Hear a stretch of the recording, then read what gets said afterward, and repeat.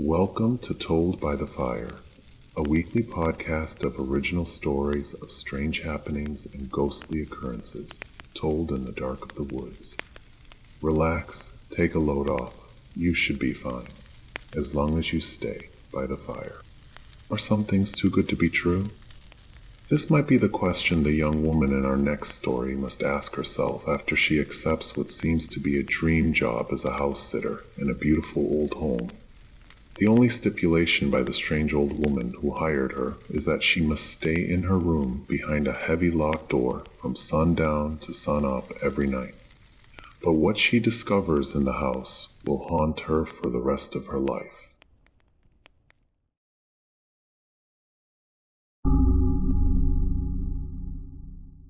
What Comes Knocking. Written by S.O. Boz.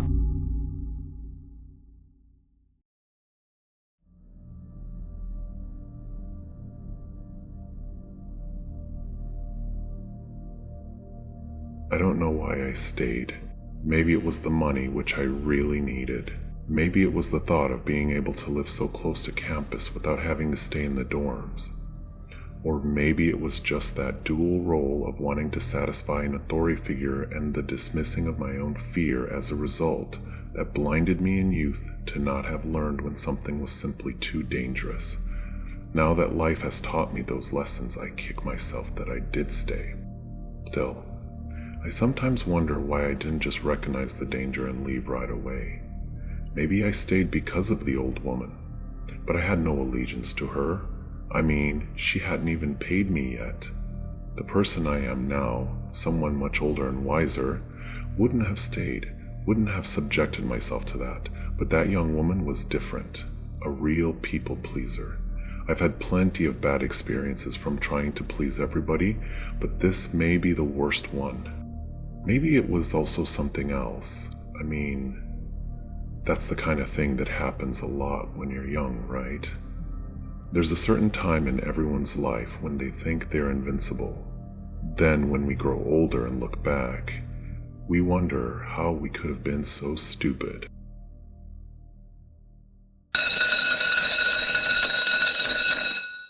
I was 22 when this happened and starting my second year of college. I began a bit later than most, and I really had to fend for myself. I guess it was the same story as many have, even with student loans. Survival meant working an off-campus job, or several off-campus jobs, to make ends meet and to pay for school. My first year of college also required that I live in the freshman dorms. 18 to 22 is a pretty big difference in age. A person changes a lot when they're that young. And I really noticed it for myself living with these teenagers just out of high school. The kids wanted to party late into the night, and I just wanted to sleep after working 2 8-hour shifts. Suffice it to say, this did not lead to very positive interaction. I knew I couldn't keep this up forever. I had to find a job that would work with my schedule, and I needed to find a new place to live. I couldn't believe my luck when I found a great prospect close to campus that provided housing as well as a very large paycheck. The help wanted ad was searching for a full-time house sitter. The pay was excellent. It was what I was making by working 2 jobs, with the stipulation that the sitter would need to spend the night in the house, from sundown until dawn. Besides that, there were no other rules. I thought it strange that the person was so specific in the time to be spent, but shrugged it off with the excitement of having such a perfect position. Maybe it's for security, I thought to myself. The prospect of both a paycheck and a place to live quieted the nagging reservations I had. After calling to confirm that the job was still available, the cheerfully excited voice on the other end set up an appointment and gave me the address. Later that week, I came to a hulking Victorian taking up the entire block when I arrived for the interview. It stood recessed, surrounded by a large, sculpted yard and cut off from the street by a wrought iron fence. It was decked out with a magenta siding and a Delft blue trim. The first and second floors of the home were each wrapped by a white picket fence porch that disappeared behind the abode, and which I imagined went all the way around. The entire structure was offset with a deep lavender door. The lawn was laid out with immaculately cut grass and studded with white and red rose bushes, perfectly sculpted, and a bird bath on the right side of the cobblestone walk that ran up the front porch. The entire place really felt like it had been plucked from a different time, perhaps 100 years before, and dropped here in the present. I felt like it didn't belong, and that I was intruding on a place where I shouldn't have been. Following the theme, I rapped against a heavy door with its solidly crafted fluted golden knocker. Soon enough, a cheery older woman, whose voice I recognized from the phone, greeted me. I introduced myself as the person who had inquired about the job, and she eagerly showed me inside, walking lightly, almost floating across the floor as she showed me around. Her perfume, contrary to many women of her age, was light, never overpowering the various vases of flowers that seemed to adorn every room in the home. The interior continued with this motif of being plucked from another time. It was old, but not worn or dirty. In fact, the entire place was immaculate, without any signs of even being lived in. Indeed, as we walked through, I felt more like I was in a museum than a home. It smelled sterile and stuffy at the same time. Not even the various bouquets festooned throughout could cover this lingering scent. She smiled as she went through the place, showing it off to me. It seemed to be only the two of us. The way she spoke made it sound like I already had the job, which got me excited. Still, the more she showed me the home, the more this excitement faded, and a sense of unease settled over me. Then we went to the third floor, the top floor. This level was different, much smaller, with a long, thin hallway matching the roofline. It led down to a door at the far end that she said was a storage room. To me, the door looked more like what someone should see on a barn or another outside structure, rather than what would typically be seen inside a home. We walked into a room on the right, about halfway down. On the left, the hallway was dark, having no windows except for the light emanating from the open door. I peered down at the barn door through the darkness one more time as I entered. "This would be your room," the woman declared matter-of-factly, as she stood against a large threshold, peering into a room bathed in light and inviting me to enter. I thought it a strange declaration. Up to this point, I had not seen any other bedrooms in the home or even anything that might resemble one. Yet she said it as if we'd passed many bedrooms and to clear up any confusion. I walked inside. The room looked very comfortable. The ceilings were tall, rising perhaps 12 feet from the floor. There was a large chimney on the right side of the room, bordered by a deep closet to its left and a private bathroom to the right. Running parallel to the door, perhaps 20 feet across, was a wall that was completely clad with windows, running almost entirely from the floor to the ceiling, flooding the room with natural light. The place was huge, looking more like a bedroom for a celebrity or royalty. It was almost as if a person would never have to leave if they didn't want to. I pictured how sparse the place would look with my meager furnishings. The woman waited expectantly, leaning across the threshold and the hinges of the large door attached to it, as I went about the room inspecting it. She followed me with her eyes, trying to gauge my reaction. "Like I said, this would be your room. That is, if you're still interested in the job," she stated, after she felt I had looked around sufficiently. "And where is your room?" I asked. "Oh no, I don't live here," she retorted quickly, as if she was partly surprised but also slightly revolted by the insinuation. Then, as if reading the discomfort on my face because of her reply, she returned to her cheery attitude. "So what do you think? Are you interested in taking the job?" I mulled it over for a second, but this was mostly for show. "I think I can do this," I responded, nodding, convincing myself as much as I was answering her question. I scanned the room, picturing where I would put my things. "Yes, I can definitely do this," I added, mostly speaking to myself. "Great, and when can you start?" she asked excitedly. A little more than a week later, I found myself in the room again. the sparse boxes of my meager belongings haphazardly placed around the room.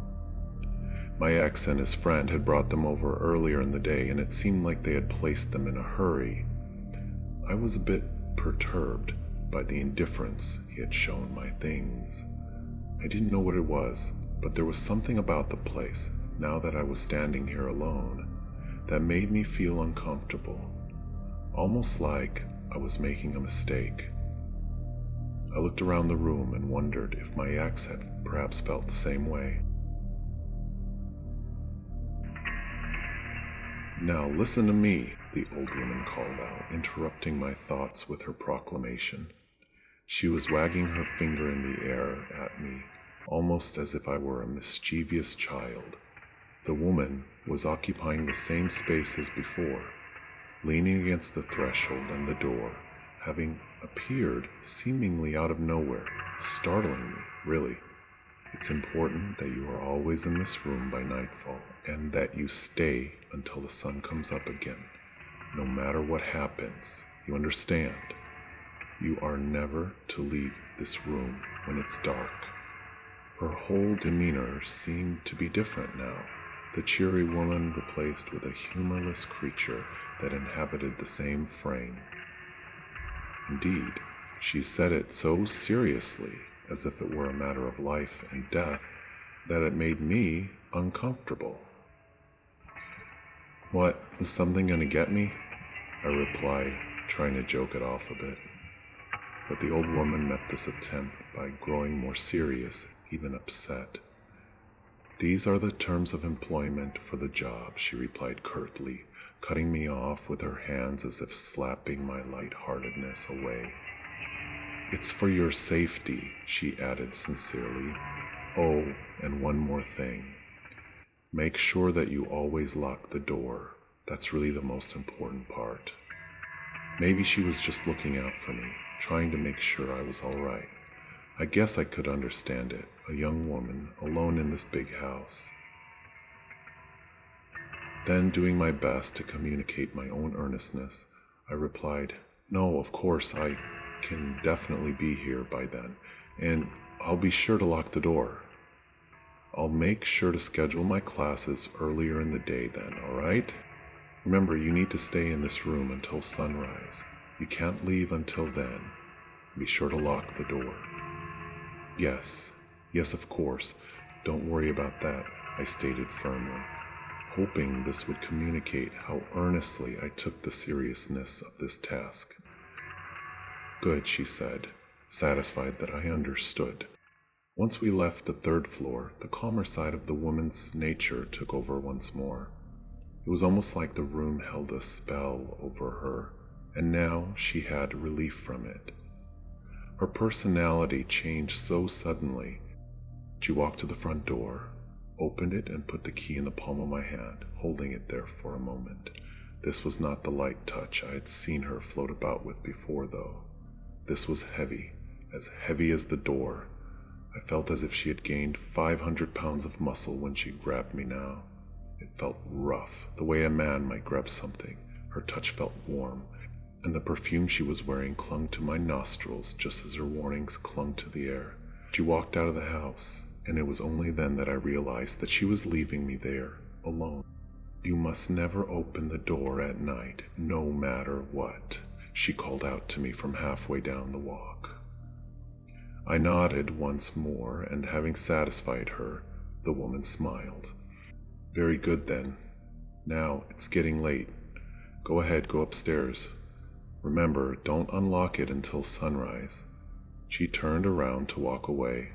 Then, remembering a last bit of advice, she turned around once more to face me. Even from the distance between us, it was clear she was worried. It looked like she was wrestling with whether to reveal to me what was hidden in her mind.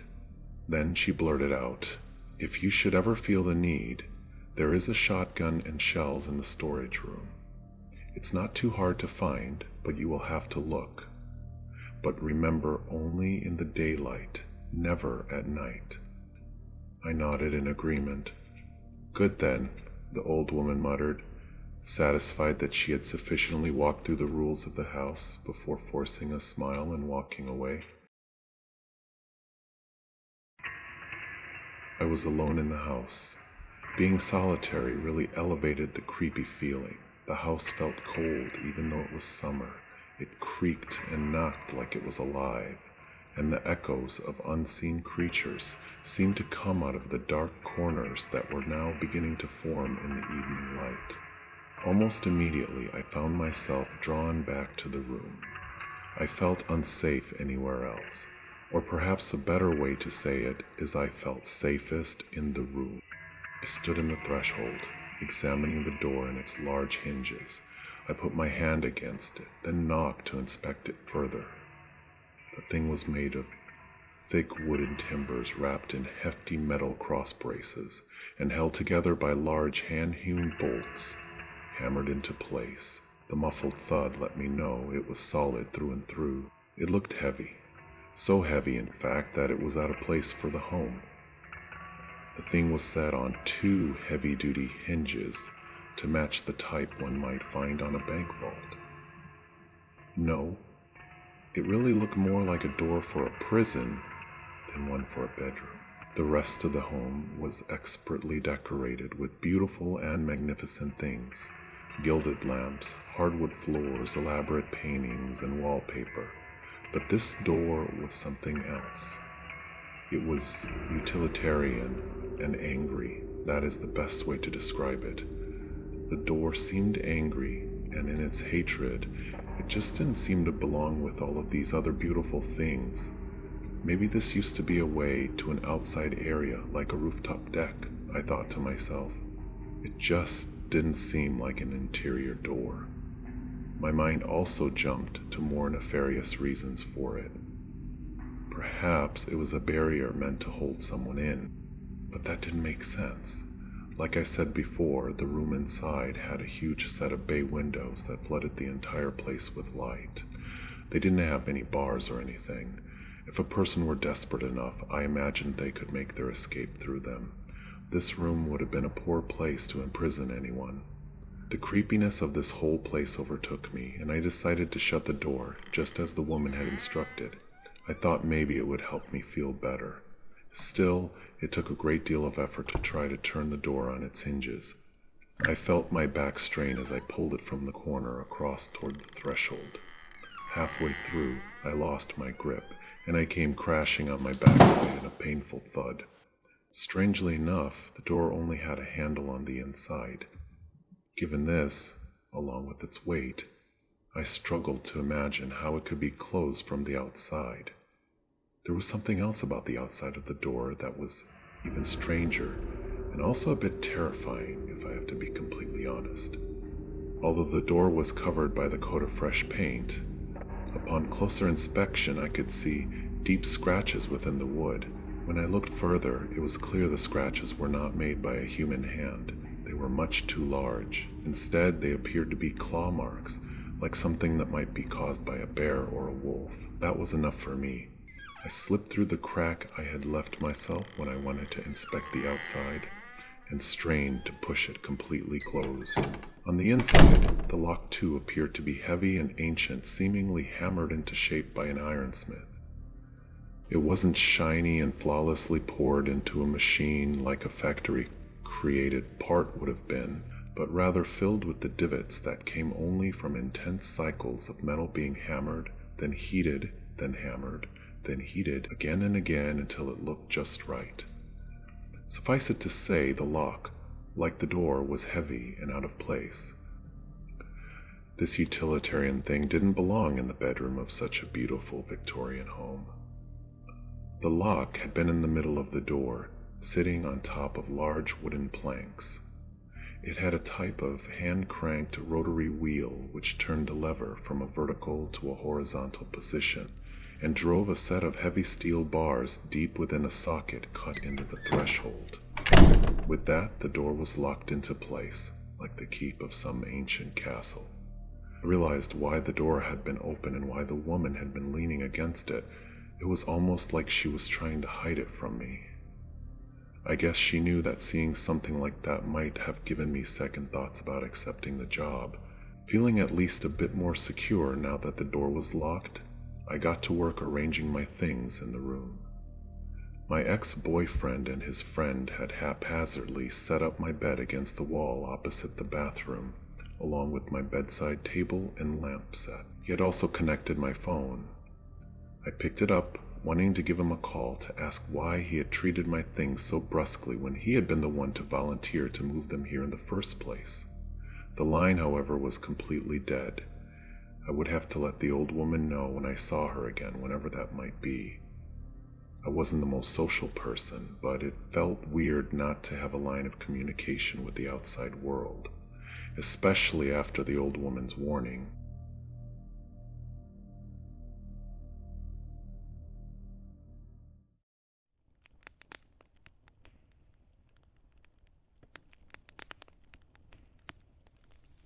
Thank you for joining us today on Told by the Fire, and please join us again next week when we bring you the conclusion to What Comes Knocking. You can also give us a like or leave a comment here. Until next time, when we gather once again to hear tales told by the fire.